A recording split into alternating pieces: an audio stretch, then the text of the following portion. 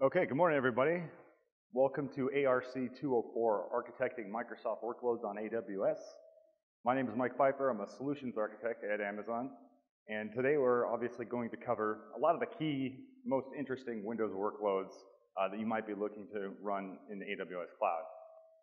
This is a 200-level session, though, just to let you know. But I will point you guys to some deeper 400 and 300-level sessions that will complement some of this stuff. But we've got a lot to talk about, and we're going to move pretty fast. So let's go ahead and get started and talk about the agenda. So first we're going to talk about just general Windows architecture. In a high availability model, we want to design for eliminating single points of failure and also design for security. When it comes to remote administration in the Windows world, we have a few ways to do this. And we'll talk about bastion hosts, jump servers, remote desktop gateways, PowerShell web access, that kind of thing. Then we'll dive into the core workload for every Microsoft Enterprise product, which is Active Directory. And then we'll move through SQL Server 2014 Enterprise and then talk about some SharePoint stuff as well. So kind of getting started, general Windows architecture.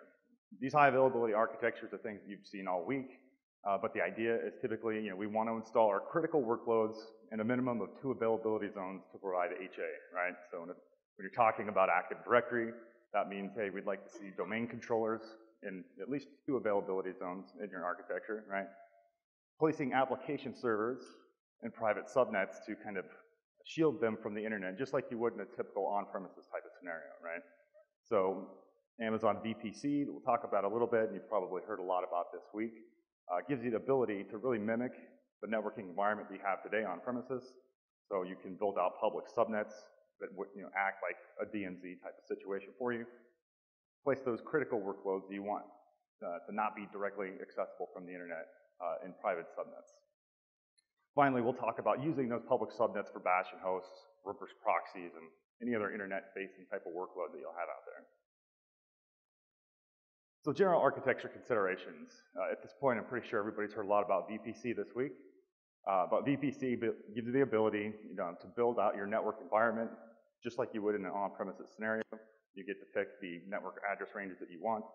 You can span that VPC across multiple availability zones and create subnets in those availability zones to support your applications. Then when it comes to designing these architectures, really the 2 key concepts that we generally start with are security. Obviously, security is paramount. We want to use the principle of least privilege in our designs, and of course that means allowing only the bare minimum network connectivity into your instances, not only coming from over the internet, but also between application tiers in private subnets. In terms of remote administration, this is kind of, it depends on your design. So if you have internal network connectivity from your on-premises world into Amazon through maybe a VPN tunnel or a direct connect connection, you might choose to just do remote administration through that link.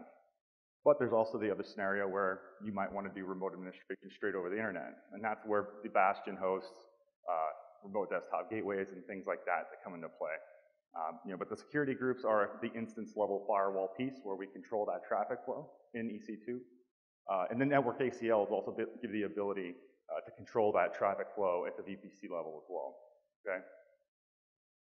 So kind of putting this all together, probably a similar architectural diagram that you've seen thus far this week, but this is a generic enterprise web application architecture for a web-based enterprise application. So you can see here that we have a VPC, we've got a public and private subnet pair in each availability zone, and this is an enterprise web application that you might have in an enterprise environment. So kind of starting at the left here of the VPC, notice that we've got public subnets. That's your DMZ type of scenario here. So we've got a remote desktop gateway or a jump box that can be connected to right over the internet. That's for inbound administration, of course.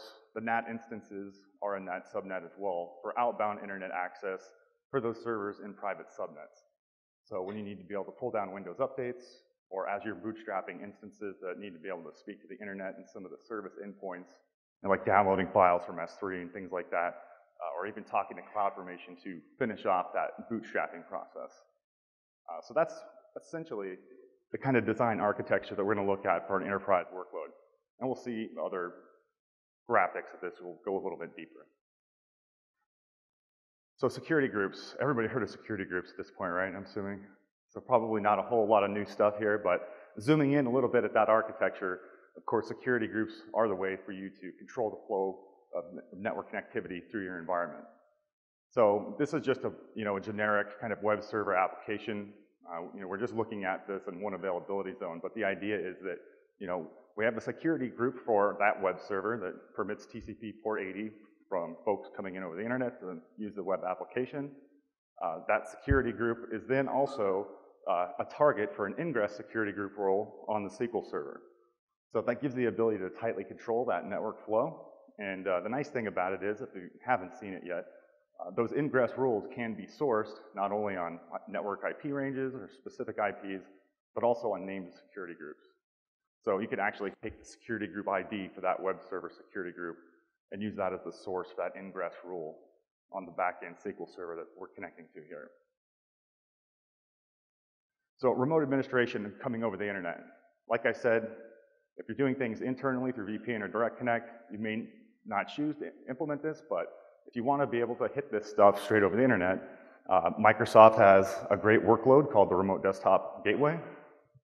Clients can RDP to that infrastructure using the traditional RDP protocol, but it's also tunneled through HTTPS to establish a secure encrypted connection. And that encryption is kind of a second benefit from that architecture, because the remote desktop protocol or remote desktop gateway gives you additional controls on top of the security controls in AWS to implement that principle of least privilege.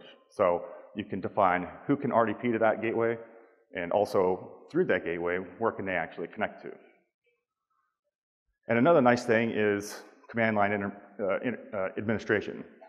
So how many PowerShell folks do we have in the crowd? Yeah, Microsoft has done a pretty good job about adding a shell. Most people are leveraging it now. Some people still, want remote desktop, but some people want to do things through the command line. The nice thing is you can put both of these workloads on those bastion hosts, those jump boxes, and kind of do everything from one spot. So here's an architecture for a remote desktop gateway type of situation. Notice that the AWS administrator is coming in over the internet. We're tunneling that RDP connection through TCP 443 for SSL. Of course, we got our security groups that are permitting that traffic. And the nice thing about the remote desktop gateway is that it will proxy those RDP connections to multiple backend instances. So instead of having multiple RDP clients connecting to multiple different servers and having to have public IPs for all of your instances, you could just have a single endpoint in one availability zone or in each availability zone where all of those connections can be proxied through that box, like you see here in the private subnet where we have multiple web servers. So this gives you the ability to do a nice remote administration model where you make your connections all through a single kind of access point. So in terms of making that highly available, obviously you put a jump box, a gateway in each public subnet and in each availability zone. Making it highly available, there's kind of two different ways to think about it. For the remote desktop gateway, Microsoft has a concept of server farms. And it's really kind of a way for the servers to make sure that there's client affinity. The server or administrator comes in and hits one gateway. We can make sure kind of through this gateway server farm that they're kind of always sticking with that one that they originally initiated a connection to. However, this does require external load balancing, so the load balancing piece isn't built into that. The farm members have to be domain joined, so a lot of folks don't want to put domain joined servers in those public subnets. So in that configuration, the server farm might not be the ideal scenario. Another nice way to create high availability is to utilize Route 53 health checks and DNS failover. So you can create your record sets in Route 53 for that endpoint you're going to want to connect to for remote administration.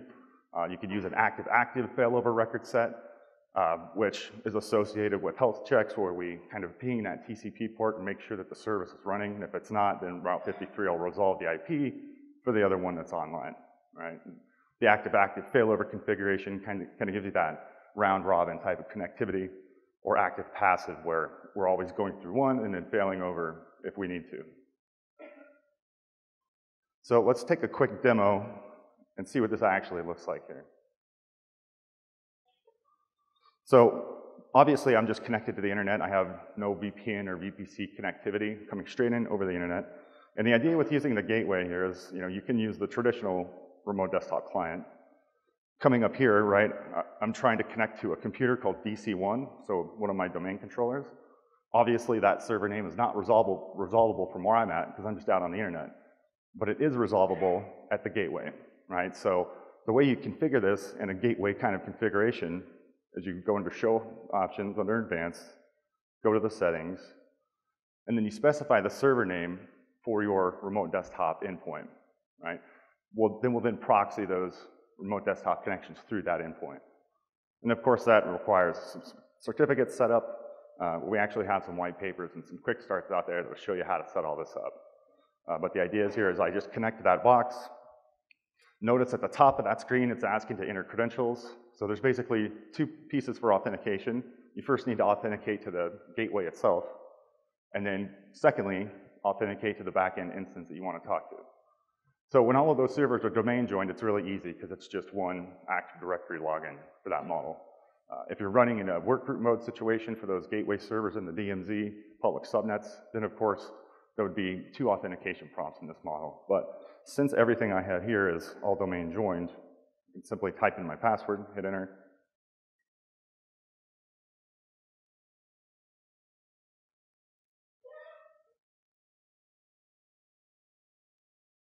As you can see, I've got a super fast internet connection here.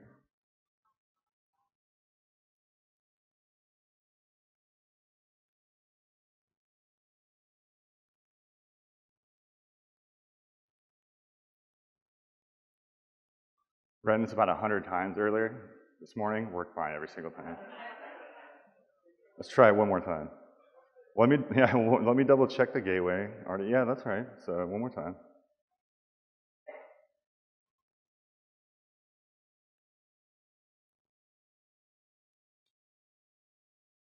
There we go. So now the gateway did locate that DC1 that's sitting in a private subnet, and we click yes, and then we go straight into DC1, bypassing the desktop of the remote desktop gateway.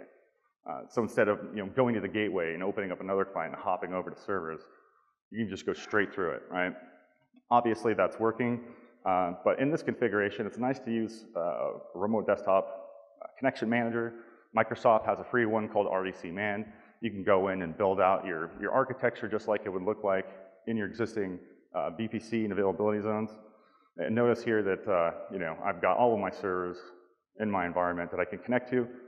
Gives you a real nice single point of glass to administer all your workloads from one screen, so you don't have to keep firing up connections to multiple servers and have connections going all over the place.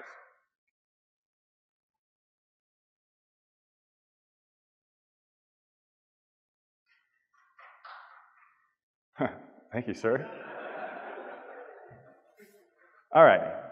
So talking a little bit more about workloads and VPC, of course you know by now that connectivity from your on-prem data center can be done with VPN or Direct Connect, but when you create a VPC, you actually get DHCP services built in automatically. So the subnets that you create will automatically hand out IP addresses for you. You do not have to go in and build your own DHCP servers in VPC. We handle that for you. We also give you Amazon-provided DNS to get started, so as you start instances up, they can resolve things on the internet, talk to service endpoints to finish off bootstrapping processes.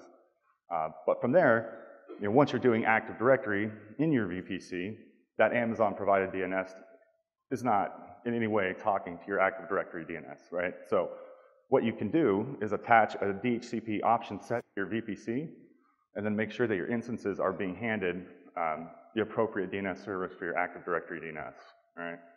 And basically what that would look like is, if you go into the VPC console, you create a DHCP option set. Kind of the most critical one in that scenario, the domain name servers field. We've got a comma-separated list of IPs for Active Directory domain controllers running DNS. Easy to do. You can also do it from an API call as well.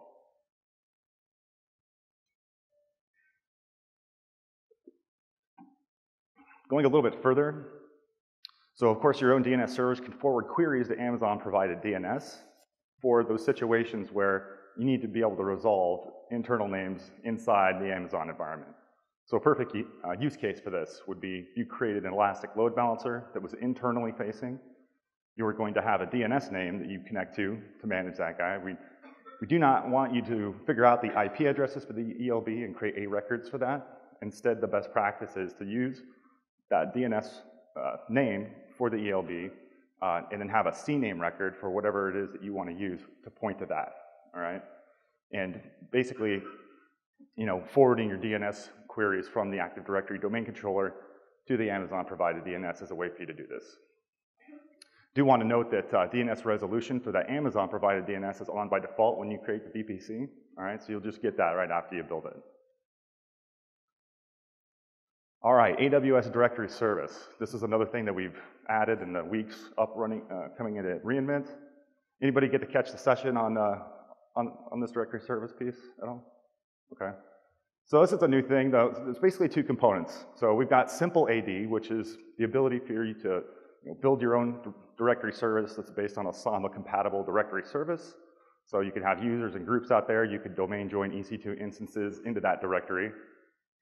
But of course, if you're doing Microsoft workloads, you probably already have domain controllers, right? So the second piece to the directory service offering is what we call the AD connector. And this will proxy directory services calls for you to your own domain controllers. So whether those domain controllers are running in VPC or whether they're running on premises and you have that network link there with Direct Connect or VPN. And if you've ever provisioned a workspace, you can kind of see it will ask you to connect it to a directory service. So either create your own or use the proxy, the AD connector, to get connected to those domain controllers that you manage. All right, so you can have those workstations in your own Active Directory environment. So when it comes to running your own domain controllers in the VPC on our side, right, there's a few things to think about. IP addressing on domain controllers.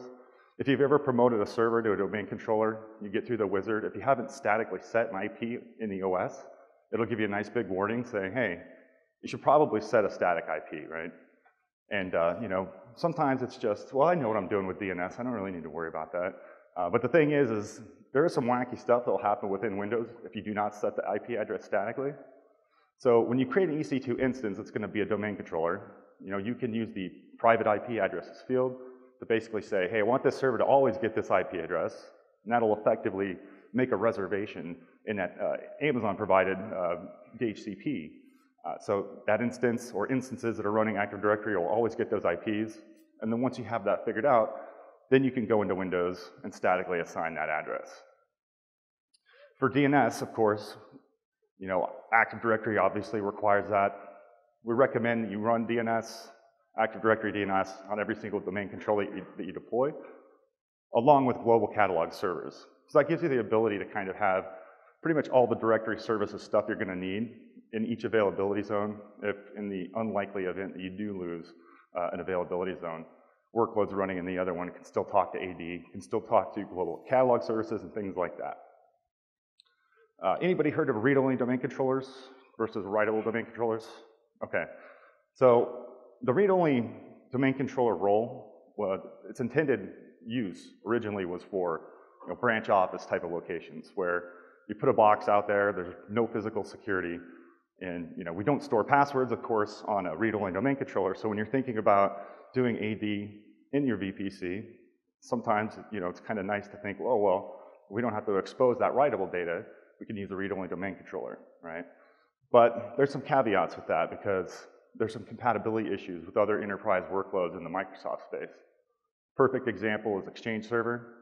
Exchange Server needs to be able to talk to a writable domain controller and global catalog server.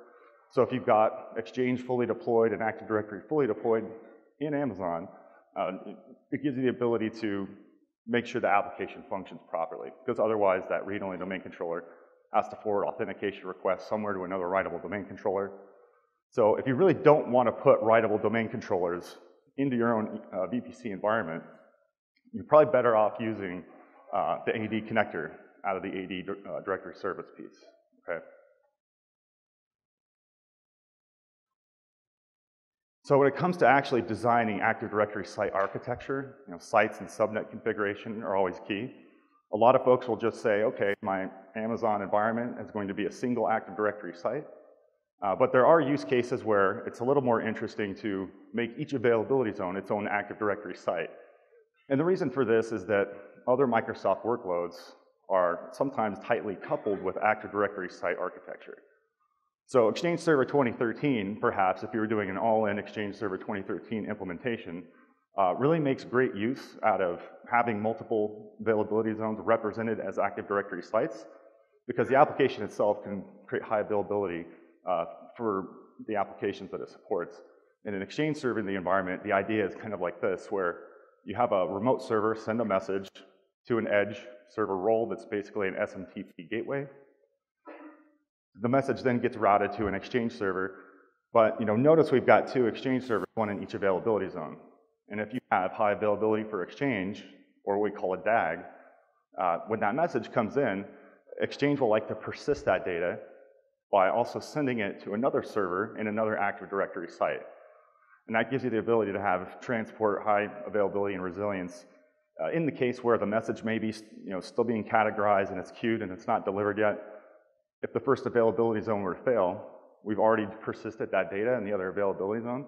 So this is a great example where an enterprise workload takes great advantage of a multi-site kind of definition. And it's as simple as going to Active Directory sites and subnets, creating a site that represents each availability zone, and then of course taking your VPC subnets, creating them, and then mapping them to those sites.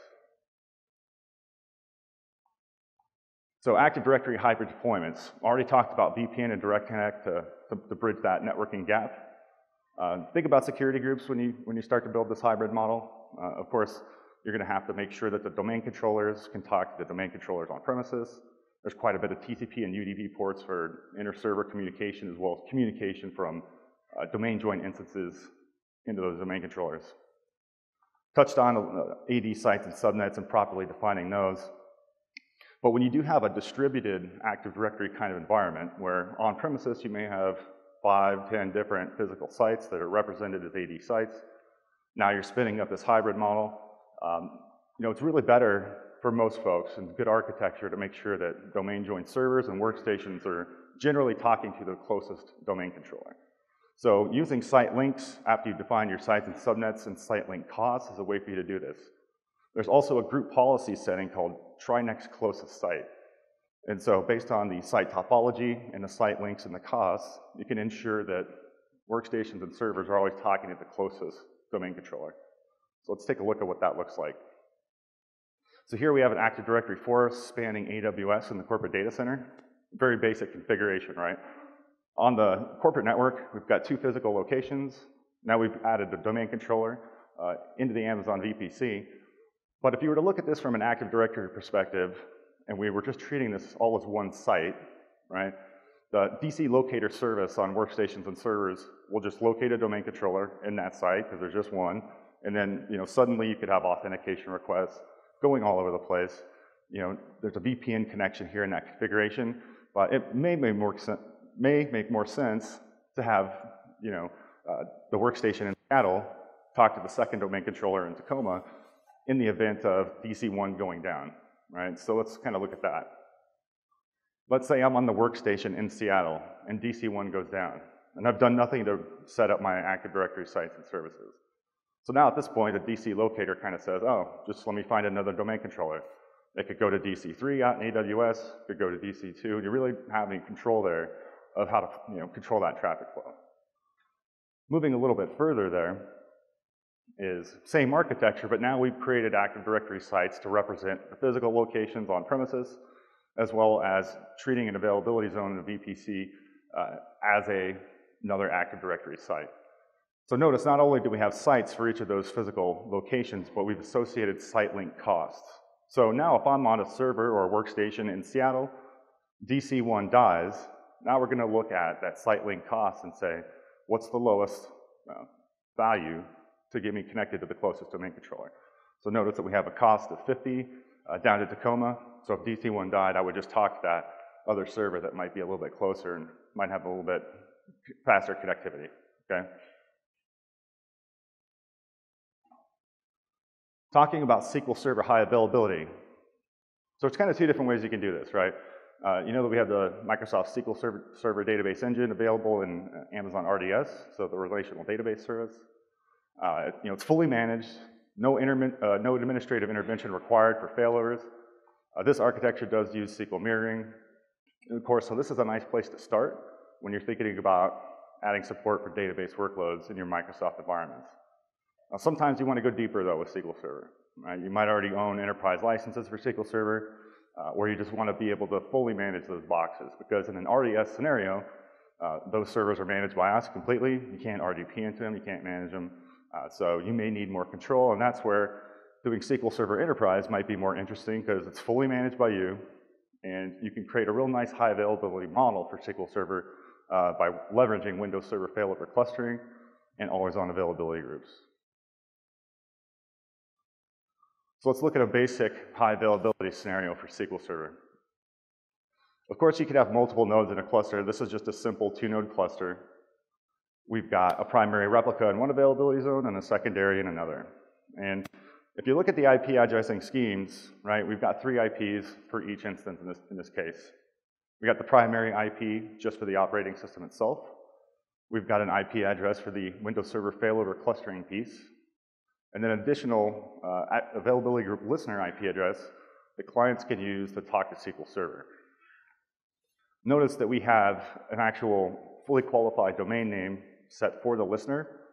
That way, in the connection strings in your applications that leverage SQL Server, you don't have to hard code an individual server name in there, right? You can set your connection strings, in this case, with the one we created called ag.awslabs.net. And in an automatic failover situation, the clients don't need to know that the server names have actually changed because they're using that shared listener DNS entry, all right? One of the things that we're not really showing in this is kind of how Windows Server failover clustering manages all this. So Windows Server failover clustering has traditionally worked off of a shared storage model, right? Availability groups in the SQL Server world do not require that. So the failover clustering support gives you the ability to have automatic failover and things like that, but we're not actually using any shared storage model. The database replication is done by SQL Server itself. And this concept of availability groups pretty much applies to the Exchange Server platform as well, so Exchange Server 2010 or 2013. They do kind of the same thing where under the hood they use failover clustering, but the application handles, you know, the data transfer from one server to another. And you don't have to have that shared storage kind of model to support that. But when we talk about failover clustering, there's kind of 2 different components to that, right? So here we've got 2 servers. We're not really looking at everything that we need. Which brings up this concept of quorum for Windows Server failover clustering. So when you have an even number of nodes in a failover cluster, you know, we need a third voter, basically, to understand if we have quorum. Right, so in this model, we've added a witness server. It's basically just a box that has a file share on there, but it's basically a tiebreaker in the event of a failover. The primary replica only fails. The secondary replica can still talk to the witness and know that, hey, we've got node majority, everything's cool, I can go ahead and activate that secondary replica and make it the primary, right? So the other nice thing is the witness server doesn't have to actually be a witness server. If this was a third SQL server in this scenario, you know, that gives you the ability to do that node majority type of configuration for Windows Server failover clustering. So it's really, the way to think about it is, if you're, you know, doing an even number of nodes for your cluster, use the file share witness. If not, you can add a third or, you know, an odd number of cluster nodes that will give you that ability. So in this model, you know, if primary replica fails, automatic failover will still happen, but what if we lost the entire availability zone 1 where we have the majority of our voters, right? So if that happens, there might be a better way to architect this for yourself, right? We have regions with obviously multiple availability zones. In this model, you can actually use a third availability zone for that either witness server or that additional SQL server. So the great thing about this model is if you actually lost the availability zone 1, which would be rare and extremely, you know, right? But if you did lose availability zone 1, we still have quorum because as a secondary replica can talk to the witness server or maybe a third SQL server in another availability zone, and then you get automatic failover in that model. And these quorum concepts that we're talking about also apply to Exchange Server as well. SQL Server HA with readable replica. So like I said, we can have multiple SQL servers in this environment. Here I've added a third. Notice that we're using synchronous commit though on the primary and secondary replicas for the automatic failover. So again, we've got an availability group listener name that clients can point to. Synchronous commit basically means that we need high-speed connectivity between those two nodes for automatic failover. Synchronous commit is essentially going to make sure those database transactions happen on both those nodes before kind of acknowledging back to the client that, hey, that worked and you're good to go. The asynchronous kind of availability mode, commit mode, gives you the ability to do replication over more highly latent kind of connections. But availability zones are connected very well, so an asynchronous commit replica might be a better use case for maybe another region or another SQL Server running in your on-premises world where you have that hybrid kind of deployment set up. Kind of what that would look like would be this, right? So in AWS, I've got my automatic failover for my SQL Server nodes. I can do manual failover, kind of as a DR and backup recovery type of solution on an instance, or a server rather, in the corporate data network. And the nice thing about having a readable replica is that you can run reporting applications against that guy, so he's just not sitting there doing nothing all of the time. You can even run backups against it as well. So this disaster recovery model, you could really switch this architecture over and consider maybe if you already have SQL Server high availability on premises, like in this model, this could be your on-prem environment. The manual failover readable replica that's out there for your disaster recovery could be in an availability zone in AWS, right? So that pattern would work in that model as well. So let's take a quick look at doing this, setting this up. We've had a white paper out there for quite a while that takes you through doing SQL Server on always on availability groups. We have a quick start where you can launch an environment that will give you multiple Active Directory domain controllers and multiple availability zones. And then we spin up 2 instances for you. We give you the ability to choose SQL Server 2012 or 2014 when you launch that stack. So you can check out that quick start and figure out if you're trying to build this in AWS, what are the best practices, how can you architect it best going forward. So let's hop over to the first node here. Notice that I've got a Windows Server failover clustering node in each availability zone. I've got a database that I've already created called sales. It's recently been backed up. And so now I can go in and create my always-on availability group for that database and then get that replication going to that secondary replica. And then in this model, we'll have high availability and automatic failover. So it's actually really fairly easy to set up once you've got the servers built and the infrastructure in place and the Windows Server failover clustering piece built out. So I'll create a new availability group wizard. It's going to ask me to give it a name, so I'll just call it AG1. Next, there's my sales database that meets the prerequisites because it's been backed up.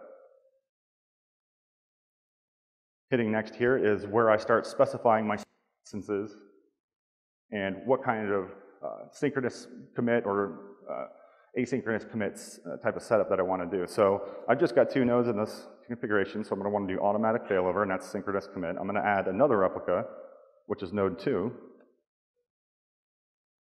Configure the exact same thing here. And then I want to go over to the listener tab where I can build out the listener. So it's kind of nice to do this in the wizard. You can do all of this stuff manually. You can do it through PowerShell, but here's where I come in and give it my availability group listener name. So I'll just call this AG1-listener. This will actually create a DNS record in my current Active Directory namespace, so it would end up being ag1listener.example.com in this case. The next piece is to define the SQL Server port. And then you go down here and there's a little add button where you can add the IP addresses, but based on the way that my screen resolution is set up, you can't actually see the button. So here's a little trick. You gotta tab down, tab again, tab one more time, hit the space bar, because now the add IP address button's highlighted, and then there you go.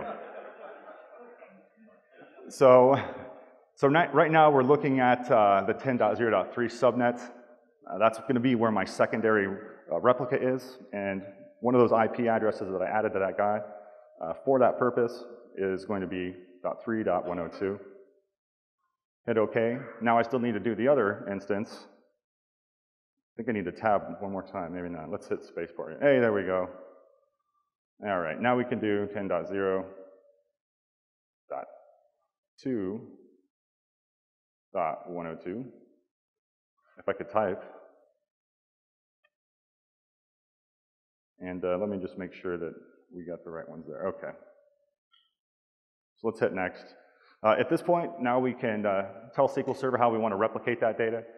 We can actually use a share where we do that, initial data synchronization. You can do this manually by doing your backups and restoring them there for larger databases. Here, I'm just going to let SQL Server handle it on the fly. I already created, out of my environment, a share on the domain controller. Don't do this at home. This is just because I'm trying to minimize the server footprint in this lab, okay? Utilizing the DC for that. If we hit next there, it'll go through and do a bunch of checks.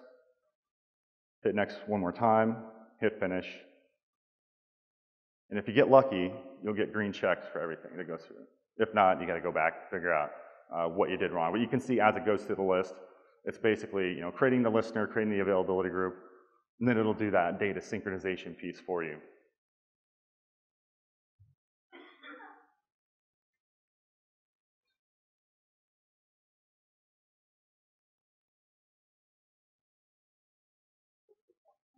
This is another one of those demos I practiced, and it went through in like 2 seconds, and now, of course, it took a little longer, but there you go. Green checks everywhere, we're good, hit close. Now we have the servers configured, we can go in and create an availability group for that database, or more databases if we have them. So just right-click on the always-on availability groups, or always-on high availability. Go through the wizard, or actually, sorry, we did that already. What I was going to show is looking at the dashboard. Show the dashboard after what you've built with your availability group. You can come in here and see that the nodes are healthy, the synchronization state is synchronized, and everything's cool. So if node 1 crashes, automatic failover supported over to node 2, all right? It's just that easy, guys, all right? It always looks that easy, but if you look at our white paper, we take you all through the process of building out the IP addresses that are required. And one other thing I want to note is you did see that we had 3 IP addresses on each EC2 instance. Those addresses can all be on one network interface, so you don't have to have multiple ENIs to support those 3 different IP addresses. All right, switching back over to slides. So once you figured all this stuff out, high availability for SharePoint is actually pretty easy because the SharePoint high availability model that you have today, whether it's doing a traditional kind of 3-tier kind of configuration where you have a web tier, application server tier, and a database tier, that works the exact same way as it does in AWS as it would be on premises. So making the web tier highly available can be done with load balancing just like you do on premises, and there's a number of different ways that you can do that in AWS. The application tier in SharePoint has native load balancing in regards to making sure your service applications are just installed on all of your app servers. And then finally, that database piece, once you figured out this SQL Server always-on availability groups model, is a real nice way to add high availability for that database backend. So, when you install SharePoint, initially, if you don't have the availability groups created, you can use a SQL client alias to point to an individual SQL server, get SharePoint installed, go and configure all your service applications, create all the databases that you need. Then you can hop over into SQL Server, create an availability group, and make those databases highly available. And then you go in and change the SQL client alias so it points to that availability group listener DNS record, okay? So if you guys thought SharePoint is hard, now you know it's just like super easy, right? Just a breeze. You just run through, set all this stuff up, and you're good to go.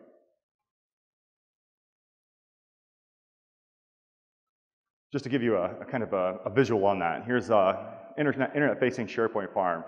Very similar to the architecture we looked at earlier. This might be a use case for an internet-facing SharePoint farm.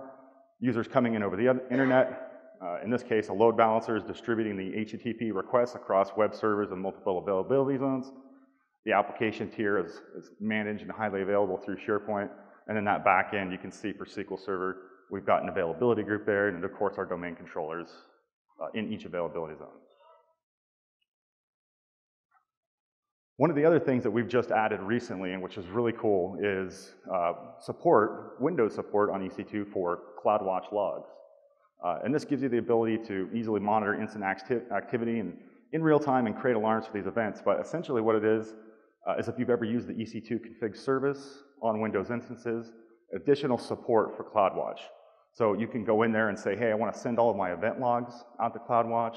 I want my IIS logs, my ETW logs, even performance counter data, or any other custom logs that you have out there.